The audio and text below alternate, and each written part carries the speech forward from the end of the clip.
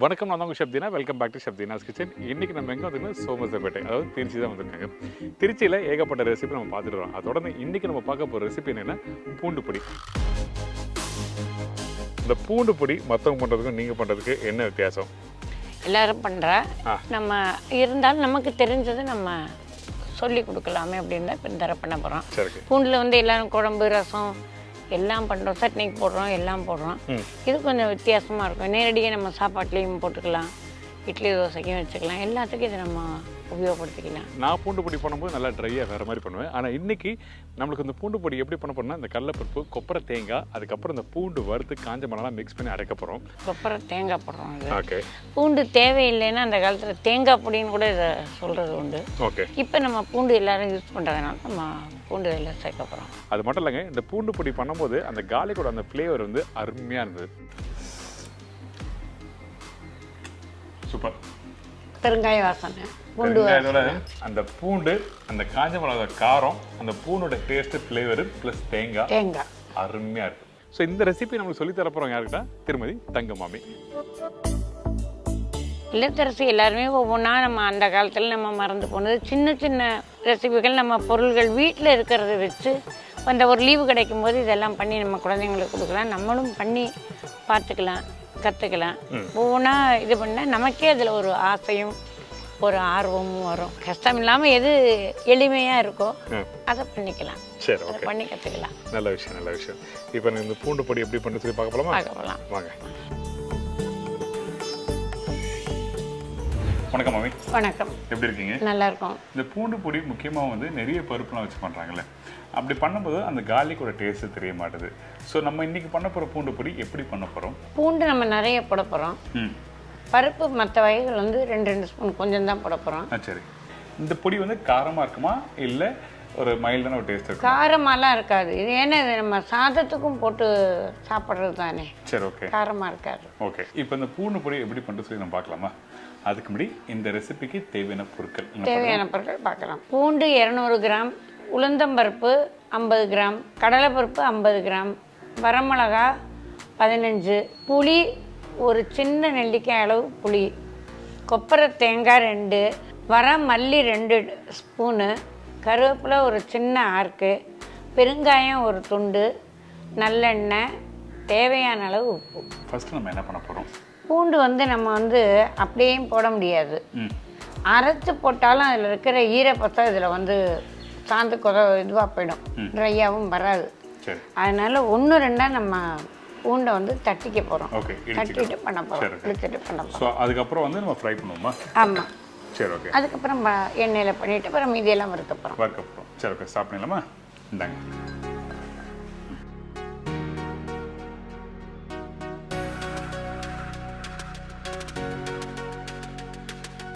இப்போ இந்த பூண்டு நல்லா இடிச்சிட்டு இருக்கோம். ஆமாம். இது வந்து இப்போ ரொம்ப நைஸாகவும் இல்லை, சின்ன சின்ன செதில் நம்ம அடிச்சிருக்கோம். இந்த மாதிரி பக்கத்தில் அடிச்சு வச்சுருக்கோம். ஆமாம். இது எண்ணெயில் வறுத்து நல்லா இதாகிடும், ரொம்ப பெருசாக இல்லாமல். ஓகே. நம்ம குட்டி குட்டியாக நம்ம அடிச்சிருக்கோம். சரி, ஓகே. இப்போ இந்த பூண்டு பொடி பண்ணும்போது நம்ம எத்தனை நாள் வச்சு சாப்பிட்லாம்? இது 15-20 நாளைக்கு மேலேயே இருக்கும். இது ஒன்றும் ஆகாது, ட்ரையாக தான் பண்ண போகிறோம். ஆமாம். சரி, ஓகே. அடுத்து நம்ம இப்போ பொடி வந்து வறுக்க போகிறோம். அதாவது நம்மகிட்ட இருக்க பருப்பு வந்து வறுக்க போகிறோம். சரி, நல்லெண்ணெய் யூஸ் பண்ணுறோம். ஆமாம். சரி, ஓகே. இதுக்கப்புறம் உளுத்தம்பருப்பு. எப்படி இந்த பருப்புலாம் ஒன்றா போட்டு வறுக்கிறோமா எப்படி? இல்லை, ஒன்றா வறுத்துக்கலாம். ஓகே.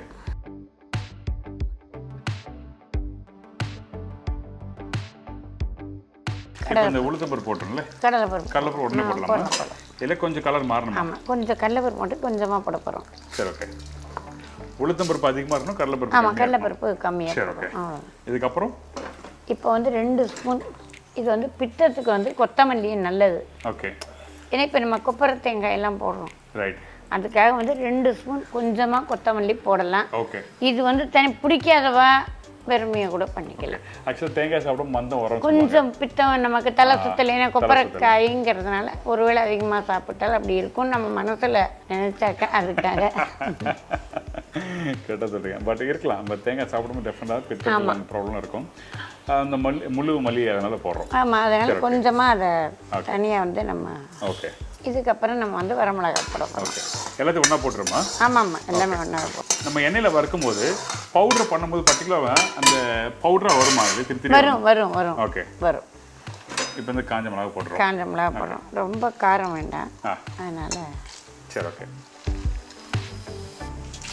இதுக்கப்புறம் பெருங்காயம் போடுறோம். ஓகே.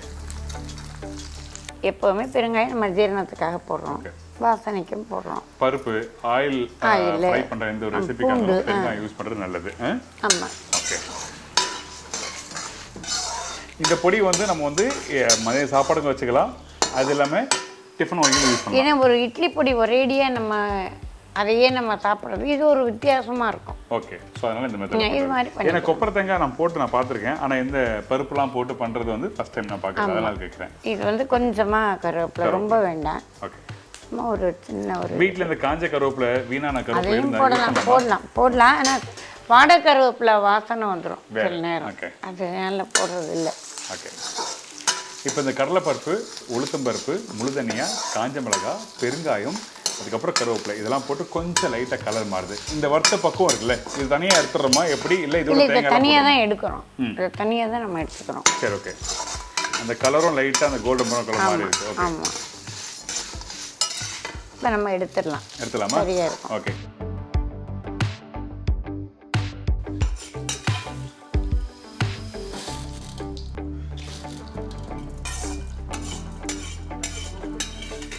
இப்போ இந்த கடலைப்பருப்பு, உளுத்தம்பருப்பு, காஞ்ச மிளகாய் எல்லாத்தையும் வறுத்தாச்சு. நல்ல கலர் சூப்பராக இருக்குது பாருங்களேன். பெருங்காயம் எல்லாமே நல்ல வாசனையாக சூப்பர், நல்ல வாசனை வந்திருக்கு. அதில் மட்டும் கரெக்டாக வறுத்துருக்கோம். இப்போ எப்படி அரைக்கிறோம்? நம்ம நைஸாக இருக்கணுமா குறகுறம் தான் இருக்கு. ஏன்னா இந்த குறை அரைச்சி அந்த காரத்தை சேர்த்து சாப்பிடுமோ அது ஒரு தனி பக்குவம். அதனால தான் பக்குவமாக வந்து வறுத்து ரெடி பண்ண சொல்கிறேன். பல்லில் ஒட்டிக்காது, புறையேறாது, எதுவுமே நல்லா இருக்கும். ரொம்ப நைஸாக இருந்தாலும் புறையேறும், இந்த ப்ராப்ளம் இருக்கும். சரி, ஓகே. அடுத்து நம்ம என்ன பண்ணுறோம்? அடுத்து நம்ம வந்து இது பூண்டு வறுக்க போகிறோம். சரி, ஓகே. இப்போ கொஞ்சமாக எண்ணெய் ஊற்றுறோம். இந்த எண்ணெய் வந்து பூண்டு வறுக்கிறது. பூண்டு வறுக்க சரி, கொஞ்சம் ஊற்றினா போதும். ஓகே. இந்தாங்க இடித்து வச்சிருக்க பூண்டு. இந்த பூண்டை வந்து இப்போ நம்ம இதில் போடுறோம்.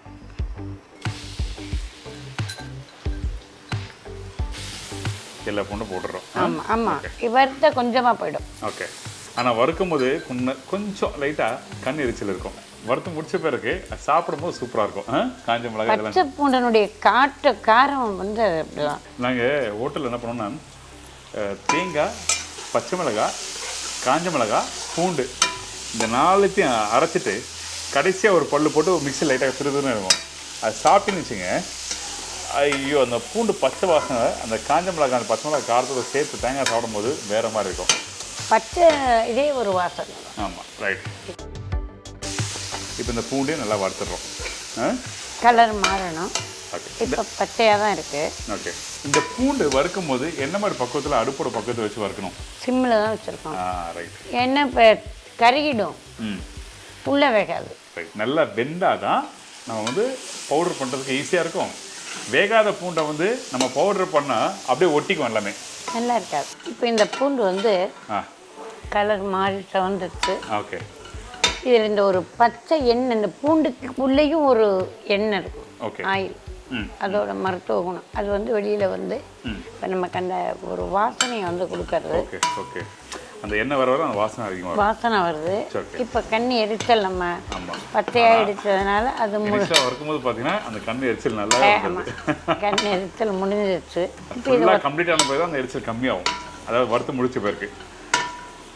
இப்போ இதை நம்ம எடுத்துடலாமா? ஆமாம். ஓகே.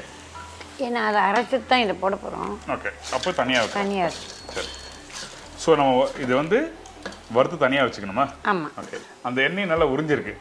ஆமாம், அதில் போயிடுச்சு. ஓகே.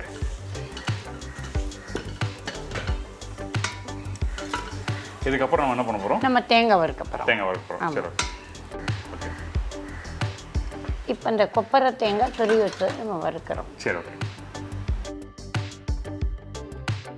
எந்த ஒரு பொருளுமே ஒரு துளி புளி சேர்த்தால் கெட்டு போகாது, நமக்கு சாப்பிடவும் ஒரு கடுப்பு இல்லாமல் நல்லா இருக்கும். அதனால் இப்போ இதுலேயே ஒரு துளியோண்டு புளி போட போகிறோம்.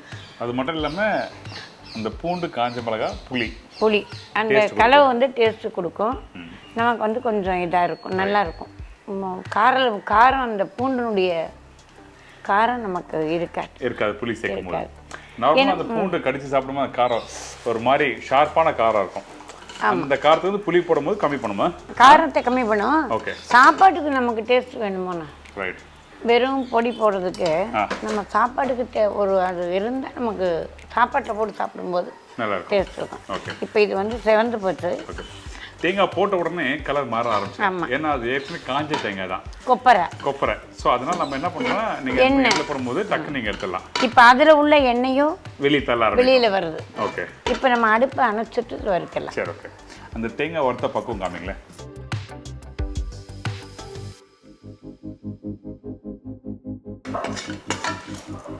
அந்த பூண்டு காய அதோட வாசனை அதிகமாகுது இல்லை? நல்லா இருக்கு. இப்போ இது எல்லாமே எடுத்து போட்டோம். இனிமேல் அரைக்கிறது ஒன்று தான் இது பாக்கி. சரி, ஓகே. இப்போ இந்த உப்பு எந்த இடத்துல யூஸ் பண்ண போகிறோம்? நமக்கு மிக்சியில் அரைக்கும் போதே போட்டுக்கலாம். கொஞ்சம் உப்பு போடலாம். சரி, ஓகே. இப்போ நம்ம அரைச்சிட்டு காமிக்கிறோம் உங்களுக்கு. ஸோ அரைக்கும் போது என்ன மாதிரி பக்கத்தில் அரைக்கிறேன்னு சொல்லிட்டு நான் சொல்கிறேன். சொல்லுங்கள்.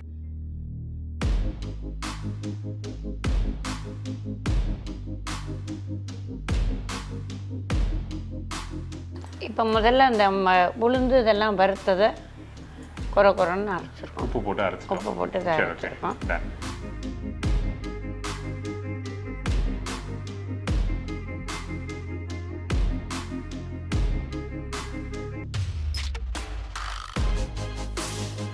அடுத்தது பூண்டு அரைச்சி வச்சிருக்கோம். ஓகே.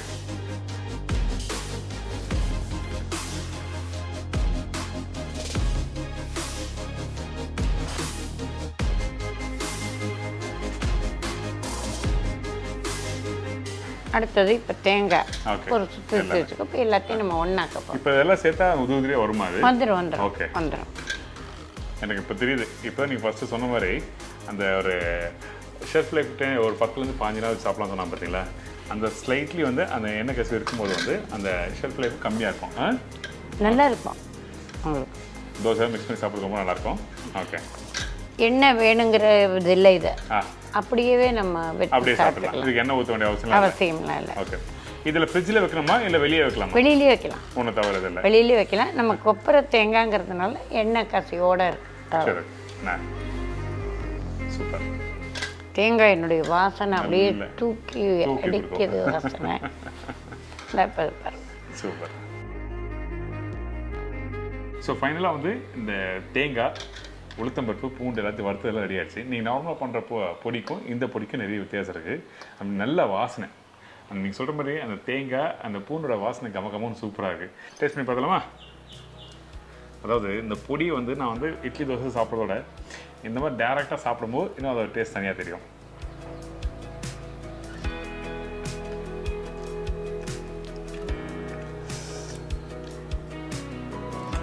சூப்பர். பெருங்காய வாசனை. வெங்காயத்தோட அந்த பூண்டு, அந்த காஞ்ச மிளகா காரம், அந்த பூண்டோட டேஸ்ட், ஃப்ளேவர் ப்ளஸ் தேங்காய் அருமையாக இருக்கு. உளுந்தம் பருப்பு குறைன்னு வாயில. ஆமாம், அந்த உளுத்தம் பருப்பு அந்த கடலைப்பருப்பு குறைன்னு இருக்கு. அருமையாக இருக்குது. நைஸாக அரைச்சிடாதீங்க. சுட சுட இட்லி, சுட சுட தோசை, சாதம் கொஞ்சம் சாப்பிட்டுச்சுங்க. இன்னும் கொஞ்சம் கொடுங்க, இன்னும் ஒரு தோசை கொடுங்க, இட்லி கேட்டு சொல்கிறாங்க. அந்த அளவுக்கு சூப்பராக இருக்குது. Excellent recipe. கண்டிப்பாக நீங்கள் ட்ரை பண்ணி பாருங்கள். அது மட்டும் இல்லை, நம்மளோட ஷெஃப் தீனாஸ் கிச்சனில் வந்து ஒரு வாட்ஸ்அப் நம்பர் கொடுத்துருக்கோம். அந்த வாட்ஸ்அப் நம்பரில் மெசேஜ் பண்ணலாம் சொல்லி நான் நிறைய வாட்டி கொடுத்துட்டு வரேன். அது எதுக்காக கொடுக்குறேன்னா, உங்கள் ஊர்லேயும் உங்கள் வீட்லேயும் இந்த மாதிரி நிறைய ரெசிபிலாம் பண்ணுறேன்னா டெஃபினட்டாக நான் கொடுக்குற நம்பருக்கு வந்து நீங்கள் டெக்ஸ்ட் பண்ணுங்கள். டெக்ஸ்ட் பண்ணால் நான் உங்களுக்கு கால் பண்ணி பேசி உங்கள் நேராக உங்கள் இடத்துக்கு வந்து நான் ஷூட் பண்ணுவேன். சூப்பர். ஒரு அருமையான பொடி. எப்பவும் போல் நம்ம திருச்சியில் இருக்கும். வயலூருக்கு முன்னாடி சோமரசம்பட்டில் பெரியாண்டவர் catering.com வெப்சைட்டில் ஆரம்பிச்சிருக்கோம். அதுவும் இருக்குது, வாட்ஸ்அப் இருக்குது. நீங்கள் வீட்டில் எல்லாத்தையுமே இதை கொஞ்சம் கொஞ்சமாக முடிஞ்ச நேரத்தில் ட்ரை பண்ணி எல்லோரும் பார்த்து எல்லோரும் சாப்பிட்டு சந்தோஷப்படலாம். அப்படி உங்களுக்கு முடியல தேவைன்னா நீ எங்களுக்கு கால் பண்ண, நாங்கள் உங்களுக்கு சொல்லித்தரோம், பண்ணி கொடுக்குறோம். ரொம்ப நன்றி. தேங்க்யூ.